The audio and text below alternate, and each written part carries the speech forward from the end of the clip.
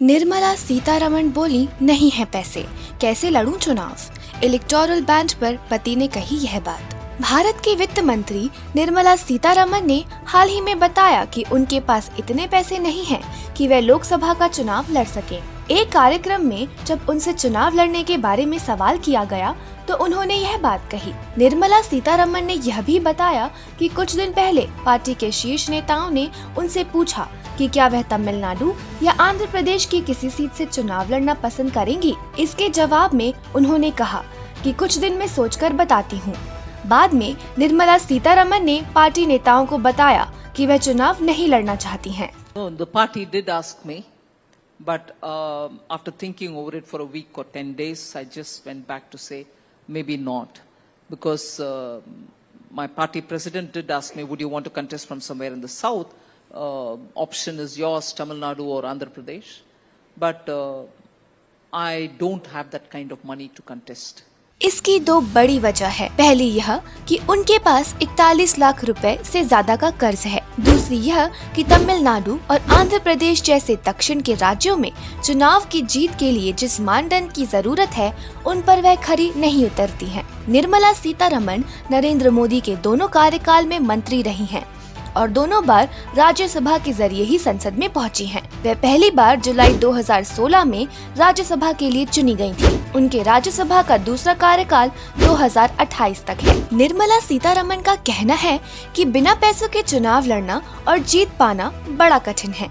उनके मुताबिक उनके पति पराकला प्रभाकर पर 8,48,100 का होम लोन है। सीतारमण पर 10 लाख से ज्यादा का ओवरड्राफ्ट और 22,85,100 का मॉर्गेज लोन है। राज्यसभा चुनाव के दौरान निर्मला सीतारमण ने अपने हलफनामे में बताया था कि उनके पास तेलंगाना में 99,36,000 रुपए का एक मकान है। मकान को वह और उनके पति पराकला प्रभाकर दोनों ने मिलकर खरीदा था। इसके अलावा तेलंगाना में ही 16 लाख रुपए से ज्यादा की गैर कृषि भूमि है। इसका मालिकाना हक सिर्फ सीतारमण के पास है। उनके पास 28,000 रुपए का एक स्कूटर है। 7,87,500 रुपए के जेवर हैं, जिसमें 315 ग्राम सोना और 2 किलो चांदी शामिल है। मंत्री ने हलफनामे में बताया था कि उनके बैंक में 34,585 रुपए हैं, 20,100 रुपए है। ऐसे में उनके लिए लोकसभा का चुनाव लड़ पाना कई वजह से संभव नहीं है।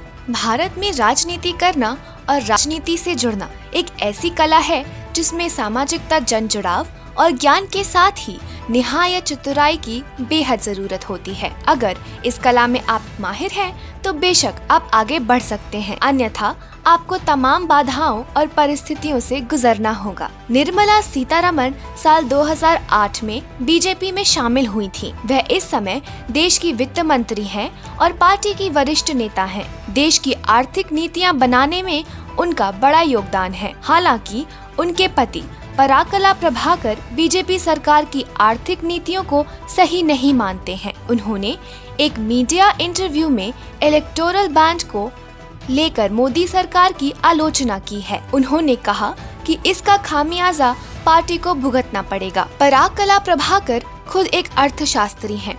उन्होंने न्यूज चैनल रिपोर्टर टीवी के साथ बातचीत में कहा, चुनावी बैंड का मुद्दा आज जितना है उससे कहीं ज्यादा तेजी से बढ़ेगा। हर कोई अब यह समझ रहा है कि यह न सिर्फ भारत का बल्कि दुनिया का सबसे बड़ा घोटाला है। इस मुद्दे के कारण जनता इस सरकार को कड़ी सजा देगी। बीजेपी को इलेक्टोरल बैंड के जरिए सबसे बड़ा चंदा मिला है। बीजेपी को 12 अप्रैल 2019 से 15 फरवरी 2024 तक इलेक्टोरल बैंड से 6,986 करोड़ रुपए से अधिक का चंदा मिला है। इसके बाद टीएमसी और कांग्रेस है। नितिन गडकरी जब बीजेपी के अध्यक्ष थे तब निर्मला सीतारमण पार्टी की प्रवक्ता बनाई गई थी। 2009 उन्हें बीजेपी का राष्ट्रीय प्रवक्ता बना दिया गया था।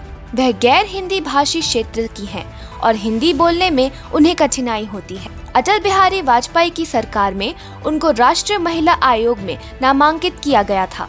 2014 में जब मोदी सरकार सत्ता में आई तब उन्हें राज्यसभा सांसद बनाया गया। बाद में वह देश की रक्षा मंत्री बनी।